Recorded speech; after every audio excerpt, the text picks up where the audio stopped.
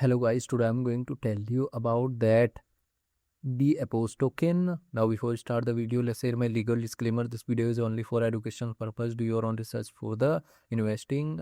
According to the white paper, DAPPOS builds low barrier AI products that put powerful AI in everyone's hands without the learning curve.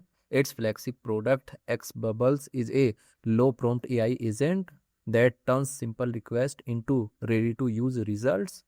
X Bubble lowers the barrier by automatically coding, testing, and dispatching task specific AI soft solution so users can focus on their goals rather than manually coding skill or operating AI. The DAPPOS project total supply is 1 billion and circulating supply is around 200 million DOS token. DOS token is listed on Binance Alpha, Gate.io, Lbank, and other exchanges. If I share my opinion with you, then this project up to 80% chances that it is a legit or good project. So guys, don't take my opinion as a financial advice. Do your own research for the investing. Thanks for watching.